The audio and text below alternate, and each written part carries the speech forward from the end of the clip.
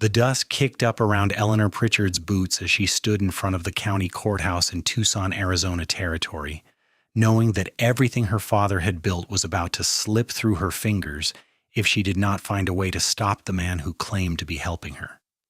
It was late spring in 1882, and the desert sun beat down mercilessly on the wooden buildings lining Congress Street. Eleanor clutched a worn leather satchel containing every document she could find related to her father's estate, her knuckles white with determination. Samuel Pritchard had died 3 months prior, leaving behind a cattle ranch, mining claims, and enough property to make his only daughter a woman of considerable means. But Harrison Blackwell, the lawyer her father had trusted for nearly a decade, had other plans entirely. Eleanor was 23 years old. With auburn hair she kept pinned beneath a practical wide-brimmed hat and green eyes that reflected both her grief and her growing suspicion. She had grown up on the ranch, learning to ride before she could properly read, and her father had taught her that a person's word meant everything in this territory. Harrison Blackwell's word, she had discovered, was worth less than fool's gold. The trouble had started immediately after the funeral. Blackwell had appeared at the ranch house with papers for her to sign, speaking in soothing tones about how complicated estate matters could be for a young woman without experience in such things.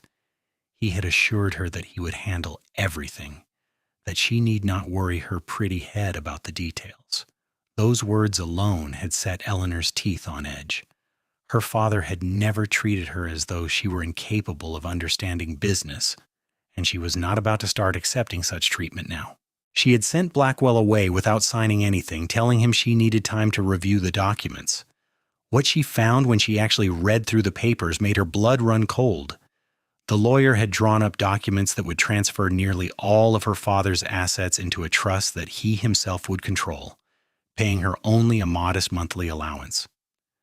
The justification, written in elegant legal language, suggested that Samuel Pritchard had worried about his daughter's ability to manage such wealth alone and had requested these arrangements before his death.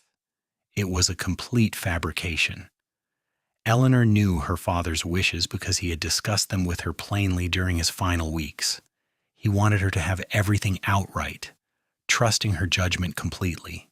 He had even told her, in a moment of unusual gravity, that if anything seemed wrong after his passing, she should fight like hell and not let any smooth-talking snake take what was rightfully hers. Now, standing before the courthouse, Eleanor wondered if fighting would be enough. Blackwell had connections throughout Tucson. He had practiced law here for 15 years and had the ear of judges, businessmen, and territorial officials. She was just one woman with a dead father and a strong conviction that she was being robbed. The courthouse doors swung open, and Eleanor took a deep breath before stepping into the relative coolness inside. The territorial court was in session, and she had filed a formal complaint against Blackwell, challenging his authority to manage her inheritance and accusing him of misrepresenting her father's wishes. The preliminary hearing was set for this very afternoon. She made her way to the courtroom, her heart hammering against her ribs. The room was already filling with spectators. Legal proceedings were entertainment in a town where entertainment was scarce, and a case involving a respected lawyer and a young woman with a substantial inheritance was bound to draw a crowd. Blackwell was already seated at his table, looking confident in an expensive suit that probably cost more than most working men earned in 6 months. He was in his early 50s, with silver hair and a practiced smile that never quite reached his cold blue eyes. When he saw Eleanor enter, he nodded politely, as though they were merely professional acquaintances rather than adversaries in a fight over her entire future. Eleanor took her seat at the opposing table, feeling very alone. She had no lawyer of her own because every attorney she had approached had suddenly become too busy to take her case the moment they learned she was going up against Harrison Blackwell. The message was clear. Blackwell owned this town's legal community, and no one was willing to cross him. Judge Thornton entered, and everyone rose. The judge was a stern-looking man in his 60s who had a reputation for fairness, though Eleanor wondered how fair he could truly be when Blackwell had probably shared drinks with him at the saloon more times than she could count. The proceedings began with Blackwell presenting his case. He spoke eloquently about Samuel Pritchard's concerns for his daughter, producing a document that he claimed was a letter from Samuel requesting the trust arrangement. Eleanor's stomach twisted as she listened to him twist her father's memory into something unrecognizable. According to Blackwell's version, Samuel had been worried that Eleanor was too naive, too emotional, too female to handle significant wealth without guidance. When it was Eleanor's turn to speak, she stood on shaking legs and told the truth as plainly as she knew how. She explained that her father had never expressed such concerns, that she had been involved in ranch business for years, and that the letter Blackwell produced did not match her father's handwriting or manner of speech. She could see some people in the courtroom nodding along, but she could also see the doubt in Judge Thornton's eyes. "Miss Pritchard," the judge said when she finished, "these are serious accusations against a respected member of our legal community. Do you have any evidence to support your claims that Mr. Blackwell has misrepresented your father's wishes?" Eleanor felt her case crumbling before it had truly begun. She had documents showing her involvement in the ranch, letters from her father expressing his confidence in her, but nothing that directly contradicted the letter Blackwell had produced. It was her word against his, and in this territory, a woman's word carried less weight than a man's, especially when that man was Harrison Blackwell. "I have my father's true character as evidence," Eleanor said, her voice stronger than she felt. "Anyone who knew Samuel Pritchard knows he would never have written such things about his daughter." "Character testimony is all well and good," Judge Thornton replied, "but I need something more concrete than your feelings about your father's intentions." The judge was about to continue when the courtroom doors opened with a sharp creak. Every head turned to see who had entered. Eleanor's breath caught in her throat. The man who walked in was tall and lean, with sun-bronzed skin and dark hair that curled slightly at his collar. He wore the practical clothing of a working cowboy, dusty boots, worn denim pants, a simple cotton shirt, and a leather vest. His hat was in his hands, and his brown eyes swept the courtroom with a quiet intensity. Eleanor recognized him immediately, though she did not know his name. He worked for the Circle T Ranch, one of the neighboring spreads to her father's land. She had seen him in town occasionally over the past year, had noticed him at her father's funeral standing respectfully at the back of the church. He had the weathered look of a man who spent his days under the open sky, and there was something solid and dependable in the way he carried himself. "Pardon the interruption, Your Honor," the cowboy said, his voice deep and steady. "My name is James Hollister, and I have information relevant to this case." Judge Thornton frowned. "Mr. Hollister, this is highly irregular. You cannot simply walk into a court proceeding." "I understand that, sir," James replied, not backing down despite the judge's disapproval. "But I have been following this case in the newspaper, and I know something that Miss Pritchard might not be aware of, something that proves Harrison Blackwell is lying." The courtroom erupted in whispers. Blackwell shot to his feet. "Your Honor, this is outrageous.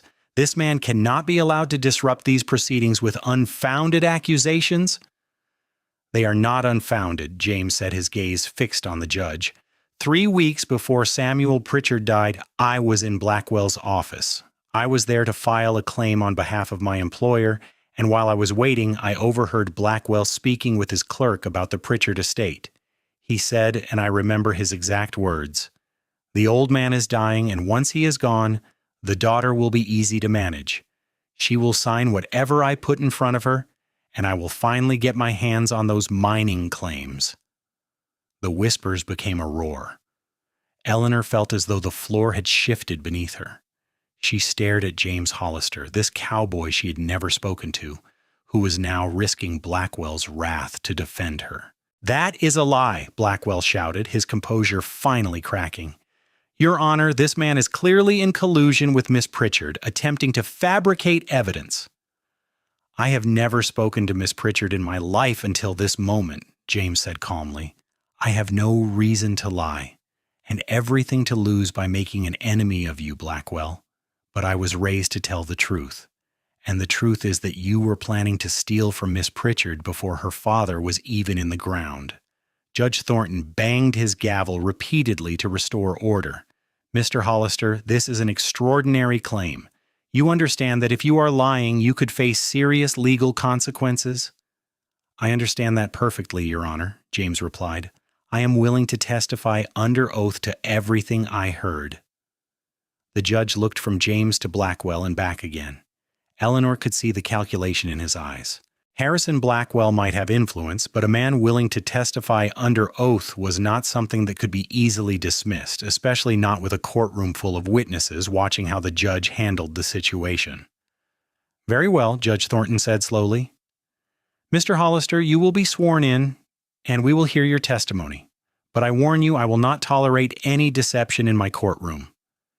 James was sworn in and took the witness stand. As he recounted in detail what he had overheard in Blackwell's office, Eleanor watched the lawyer's face grow progressively redder. James was an excellent witness, calm and detailed, explaining exactly where he had been standing, what time of day it was, and precisely what he had heard. He also mentioned that Blackwell's clerk, a young man named Timothy Reed, had been present and could corroborate the conversation if he were called to testify. Blackwell attempted to cross-examine James, trying to poke holes in his story, suggesting he had been drinking, or that he had misheard, or that he was motivated by some hidden grudge. But James answered every question with steady honesty, never wavering or contradicting himself. Eleanor found herself leaning forward, hardly daring to breathe, as she watched this stranger fight for her inheritance with a courage she had not found anywhere else in Tucson. Finally, Judge Thornton called for a recess to consider the testimony. Eleanor fled the courtroom into the afternoon heat, her mind reeling. She found a quiet spot in the shade of a cottonwood tree near the courthouse and tried to compose herself. "Miss Pritchard?" She turned to find James Hollister standing a respectful distance away, his hat still in his hands. "Mr. Hollister," she said, her voice thick with emotion, "I do not know how to thank you. What you did in there was the right thing to do," he said simply. "I should have come forward sooner, but I did not know you were fighting this until I read about the case in the newspaper this morning. I came as soon as I could get leave from my foreman." Eleanor studied him more closely now. He was probably around 27 or 28, with a strong jaw and eyes that looked directly at her without the condescension she had grown so accustomed to from men in this town. There was a quiet strength about him that reminded her of her father. "Why would you risk making an enemy of Harrison Blackwell for someone you do not even know?" she asked. James was quiet for a moment, and a slight color rose in his tanned cheeks. "I knew your father a little. He was a good man, fair in his dealings with the Circle T. And I saw you at the funeral. You looked like your world had ended, but you still stood straight and greeted every person who came to pay respects. That took strength. When I read what Blackwell was trying to do, it made me sick. A man like that does not deserve to win."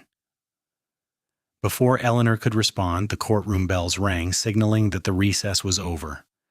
They walked back inside together, and Eleanor felt less alone than she had in months. Judge Thornton's decision was swift and decisive.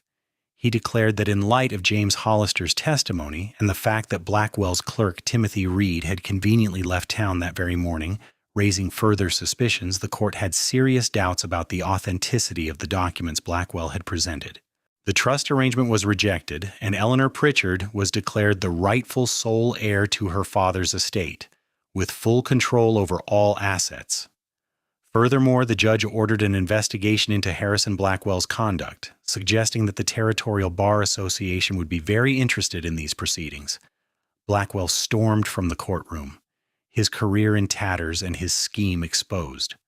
Eleanor sat frozen in her chair, overwhelmed by the sudden reversal of her fortunes. She had won. Against all odds, she had actually won.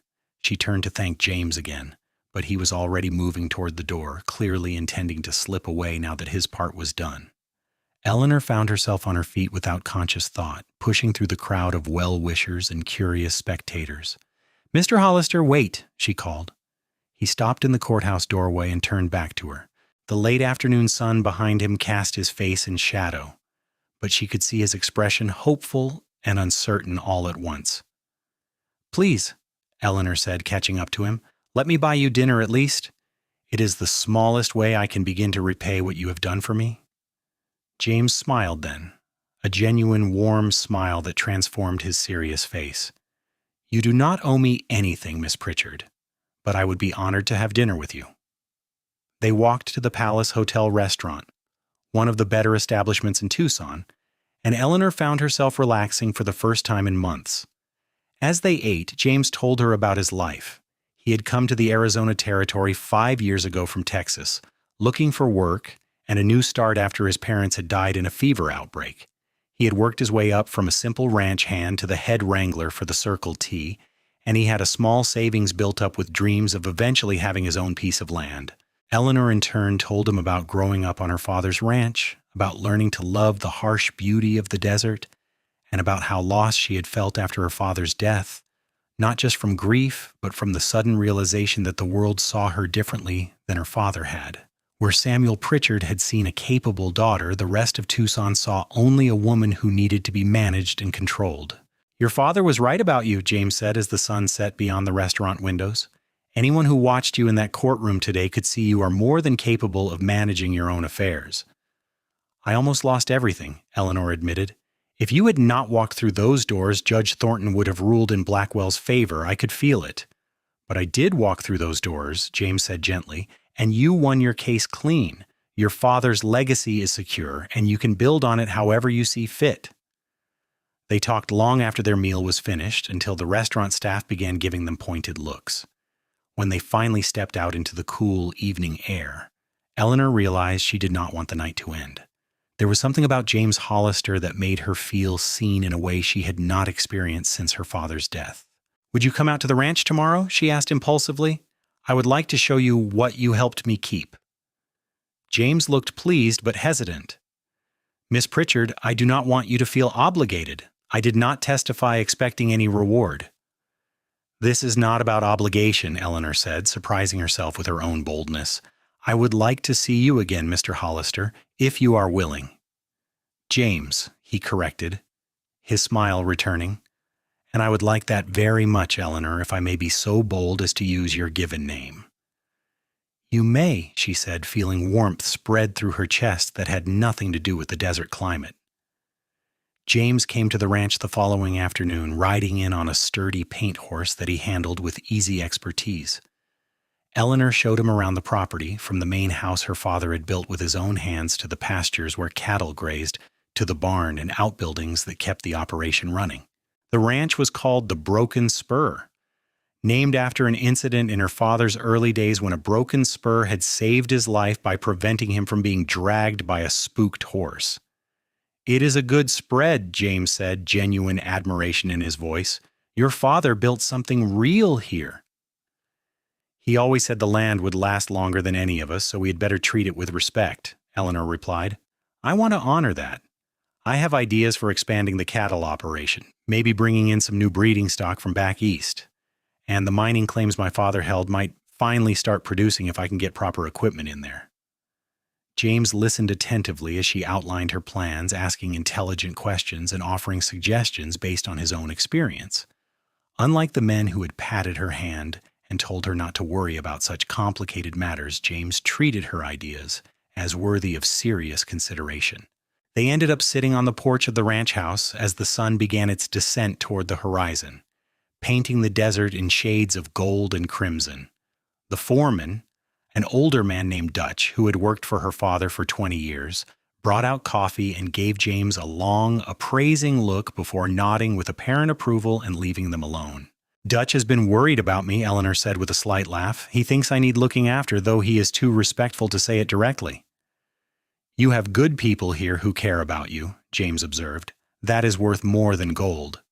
"I know, I am lucky." Eleanor paused, then added, "And I'm lucky you happened to be in that office 3 weeks before my father died. It seems almost like fate." James was quiet for a moment, his expression thoughtful. "I have been thinking about that, about fate and timing and all of it. Eleanor, I have to be honest with you about something." Her heart skipped with sudden worry. "What is it?" "When I saw you at your father's funeral, I asked around about you, not in any improper way," he added quickly, seeing her expression. "But I wanted to know who you were. Everyone spoke highly of you and of your father, and I found myself thinking about you more than I probably should have. given that we had never even spoken. Eleanor felt her cheeks warm, but she did not look away from him. I noticed you too. At the funeral. I wondered who you were. When I read about the case against Blackwell, my first thought was that I had to help you if I could. But I want you to know that my testimony was true. I did overhear what I said I heard. I would never have lied under oath, no matter my feelings.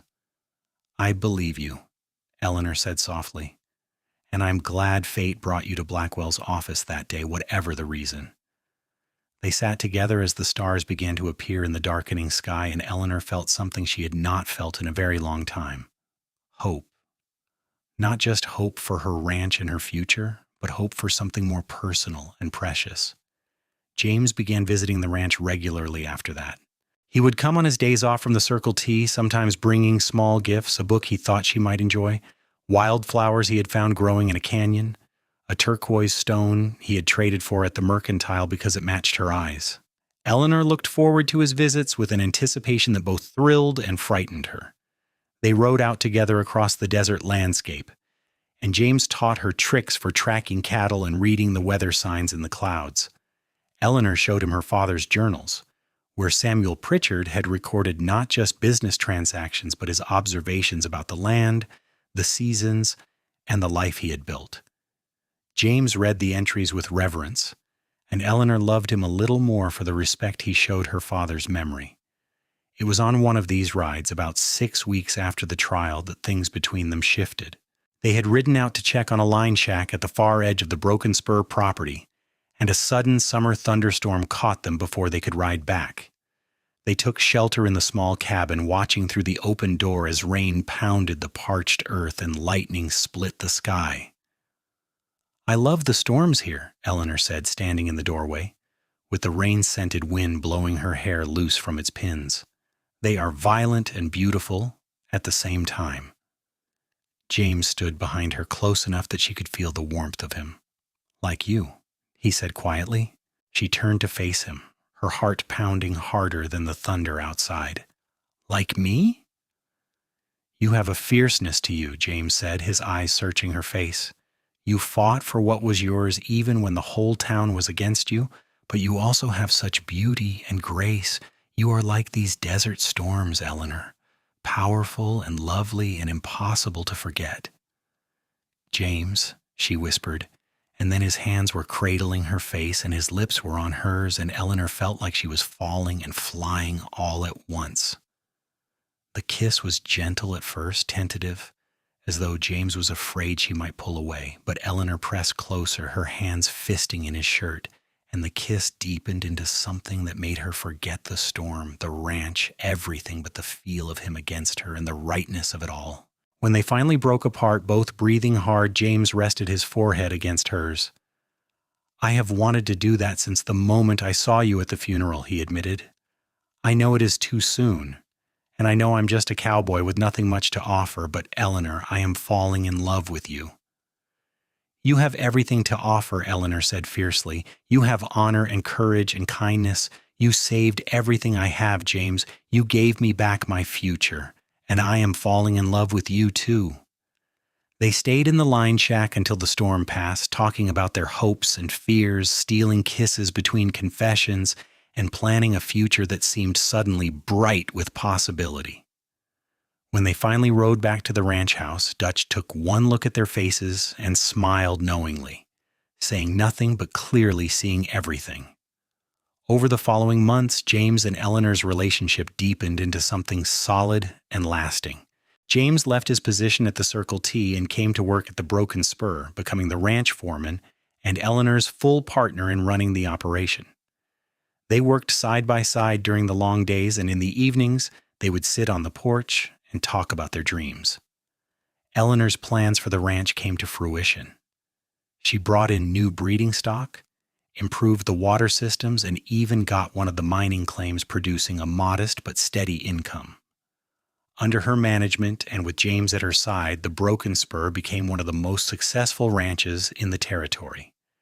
Harrison Blackwell, meanwhile, faced justice for his schemes.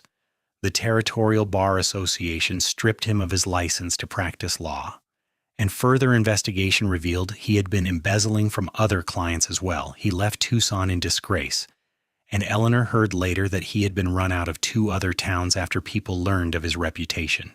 As winter approached in 1882, James asked Eleanor to marry him properly, with a ring he had been saving for and a proposal that involved taking her to the highest point on the ranch, where they could see for miles in every direction. "This land is yours," James said, holding her hand as they looked out over the desert, "but I want to build a life with you here, if you will have me. I love you, Eleanor Pritchard. You are the strongest, most beautiful, most remarkable woman I have ever known, and I want to spend the rest of my days making you happy." "Yes," Eleanor said, tears streaming down her cheeks. "Yes, 1,000 times yes. I love you, James Hollister, and there is no one else I would rather share this life with." They were married in the spring of 1883, in the same church where her father's funeral had been held. It felt right to Eleanor, as though she was honoring her father's memory by beginning this new chapter in a place that held his spirit. The whole town turned out for the wedding, and Eleanor was touched by how many people came to wish them well. It seemed that her victory over Blackwell and her successful management of the ranch had earned her a respect that few women in the territory enjoyed. Dutch walked her down the aisle, tears in his weathered eyes, and when Eleanor reached the altar where James waited, she knew with absolute certainty that she was exactly where she was meant to be. Their first year of marriage was full of hard work and deep joy. They expanded the ranch house, adding rooms for the family they hoped to have. Eleanor continued to break barriers in the business community, and James was always there to support her, never threatened by her success, but proud of everything she accomplished. In the late summer of 1884, Eleanor gave birth to their first child, a son they named Samuel, after her father. James cried when he held his son for the first time, overcome with love for this tiny person who represented their future. "He has your eyes," Eleanor said tiredly from the bed, watching her husband cradle their baby with such tenderness. "He has your strength." "I can already tell," James replied, bringing the baby to her. "Samuel Hollister, your grandfather would be proud." As little Samuel grew, he showed signs of inheriting both his parents' best qualities. He had Eleanor's determination and James's steady temperament. The ranch continued to prosper, and Eleanor and James became known throughout the territory as examples of what partnership and hard work could achieve. 2 years after Samuel's birth, Eleanor had twin girls, Emma and Sarah, who filled the ranch house with laughter and chaos. James proved to be a devoted father, spending his evenings telling his children stories and teaching them to appreciate the land that was their heritage. Dutch retired eventually, content to spend his final years in a small house on the property, watching the family he had served grow and thrive. He passed away peacefully in his sleep when Samuel was 7, and they buried him on a hillside overlooking the ranch, with a stone that read, "Faithful friend and true cowboy." As the years rolled on, the Arizona territory changed around them. In 1912, it became a state, and Eleanor, now 53 years old, was invited to the statehood ceremony in recognition of her contributions to the territory's development. She attended with James at her side, their children grown now with families of their own, but still deeply connected to the broken spur. Samuel had taken over the day-to-day operations of the ranch, running it with the same integrity his parents had taught him. Emma had married a mining engineer and was involved in developing some of the territory's copper resources. Sarah had become a teacher, running a school for ranch children throughout the region. On warm evenings, Eleanor and James would sit on their porch, the same porch where they had fallen in love decades earlier, and watch the sunset over land that had witnessed their entire life together. "Do you ever think about that day in the courthouse?" Eleanor asked one evening, her hand in James's, both of them now showing silver in their hair and lines earned from years of desert sun and honest laughter. "I think about it often," James replied. "I think about how close I came to not going at all. I almost talked myself out of it a dozen times on the ride into town." "I am glad you did not," Eleanor said softly. "You changed my entire life that day." "We changed each other's lives," James corrected, lifting her hand to kiss it gently. You gave me a home, a family, a purpose. You made me better than I ever would have been without you." "We made each other better," Eleanor agreed. "That is what love does, I think. It makes us braver and stronger and more than we could be alone." They sat in comfortable silence, watching as their grandson, Samuel's oldest boy, rode past on a horse, practicing his roping skills. The Broken Spur Ranch would continue, passing down through generations, a testament to Eleanor's fight to keep what was hers and to the cowboy who had testified to save it all. Eleanor thought about her father often, hoping he could see what had become of the legacy he had left her. She had not just preserved it, she had built upon it, creating something even greater than what she had inherited. And she had done it with love, both the love her father had given her and the love she had found with James. "I love you," she said to James, words she had spoken thousands of times over the decades, but which still held all their original power. "I love you too," James replied, pulling her close, "always and forever." As the stars began to appear in the darkening sky, Eleanor reflected on the journey that had brought her here. A corrupt lawyer had tried to steal her inheritance, seeing her as an easy target, a woman alone who could be manipulated and controlled. But he had not counted on her strength, and he certainly had not counted on an honest cowboy who valued truth over convenience. James had walked into that courtroom and testified against Harrison Blackwell, risking everything to do what was right. He had won her case clean with nothing but the truth and the courage to speak it.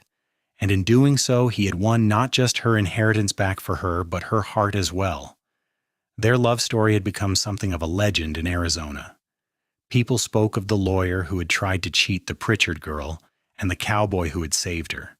But to Eleanor and James, it was simply their life, the beautiful, complicated, wonderful reality they had built together from that one moment of courage in a dusty courthouse.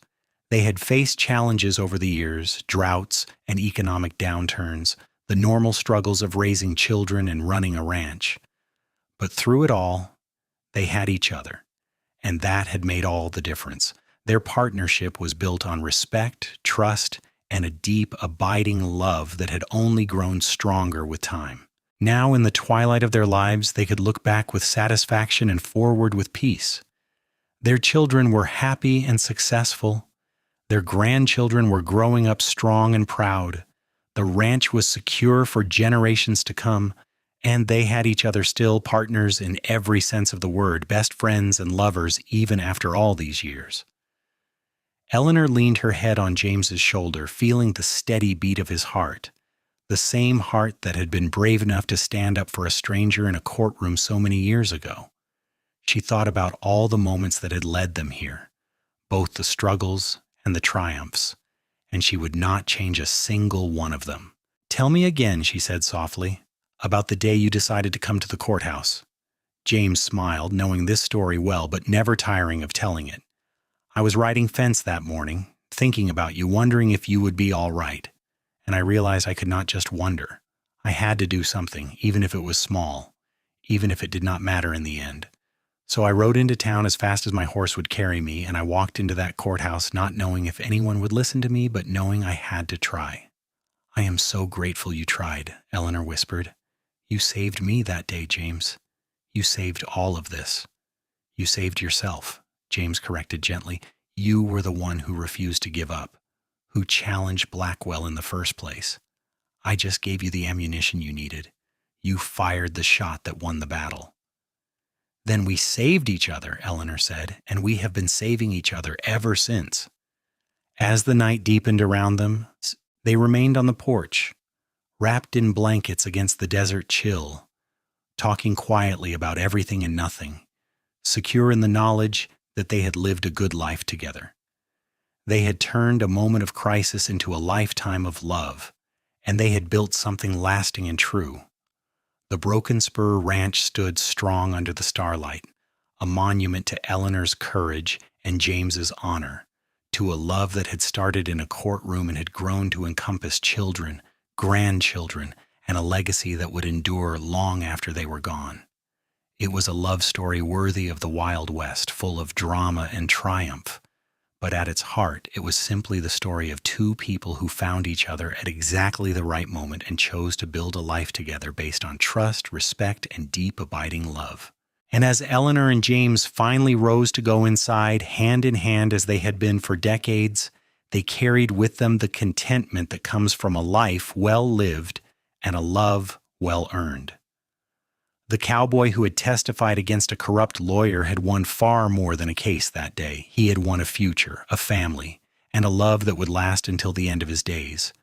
And Eleanor, who had fought to keep her inheritance, had gained something far more valuable than land or money. She had gained a partner who saw her true worth and loved her not despite her strength, but because of it. Their story was complete, a tale with a beginning, middle, and end, all of it leading to this perfect moment of peace. The lawyer had tried to steal her inheritance, but a cowboy had testified against him and won her case clean, and in doing so had won her heart forever. It was a happy ending earned through courage and truth, and it was exactly the ending they both deserved.